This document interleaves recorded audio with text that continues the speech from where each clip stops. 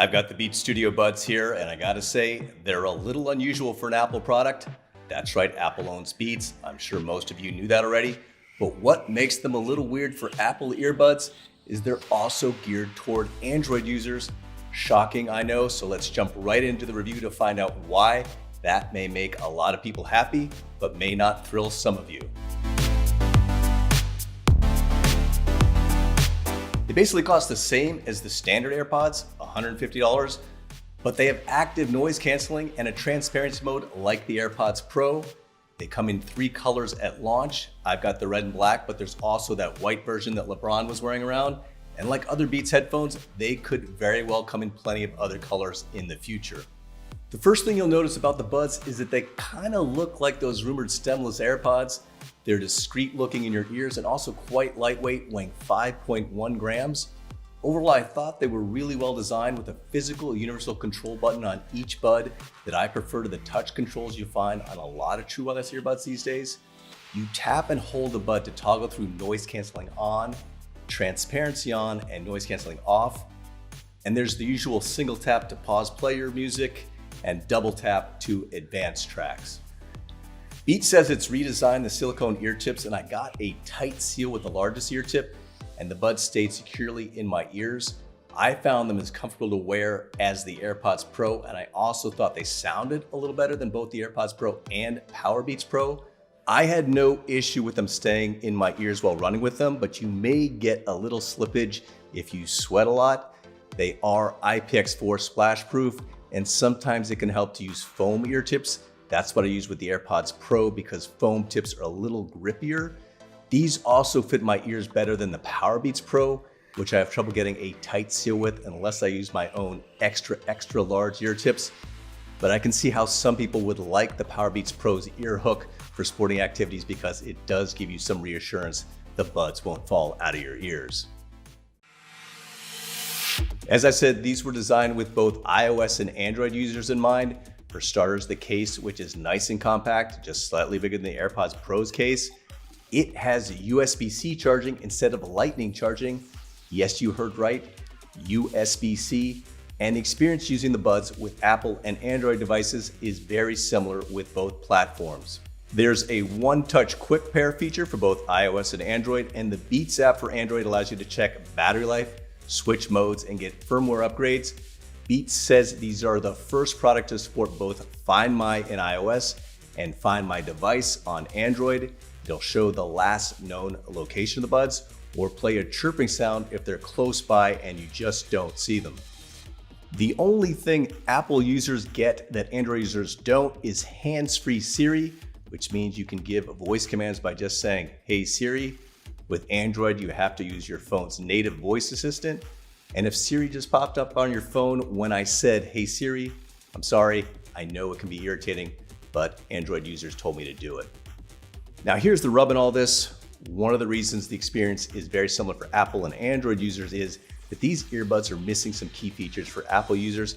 Namely, there's no H1 or W1 chip. That means there's no iCloud pairing across all your Apple devices like there is with the AirPods and Beats' other recent headphones. That means there's no auto switching feature, so you can't seamlessly move audio from one Apple device to another to these earbuds. That's a killer feature for Apple users, the equivalent of multi-point Bluetooth pairing, and its omission may be a deal breaker for some people. That said, while there is no multi-point Bluetooth pairing, you can pair these with multiple devices and manually switch between them using the Bluetooth menu.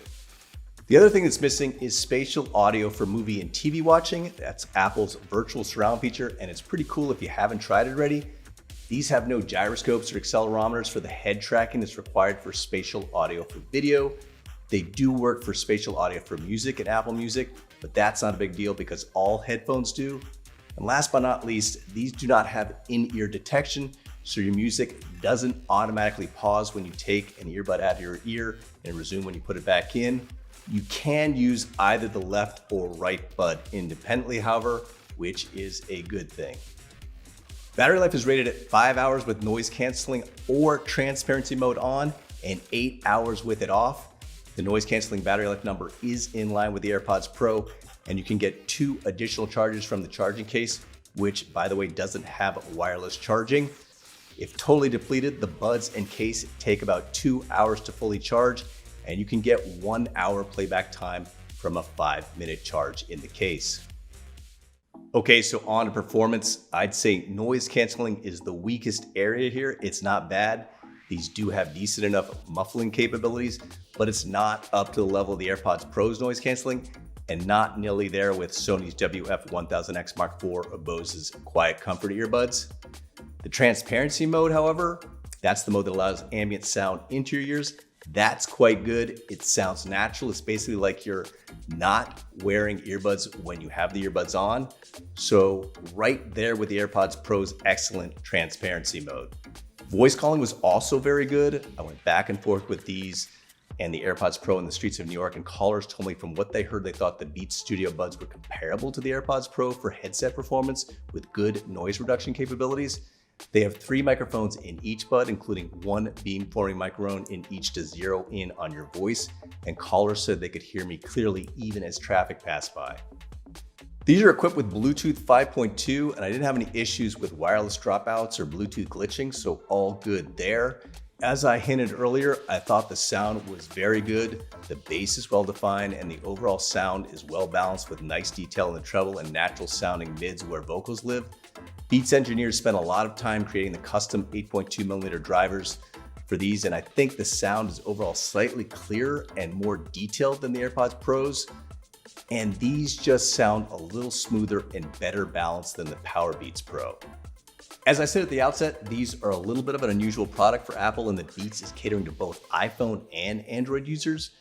Google's Pixel Buds A series at $99 are a touch behind in sound quality and don't have active noise canceling, but they still may be a better value for Android users.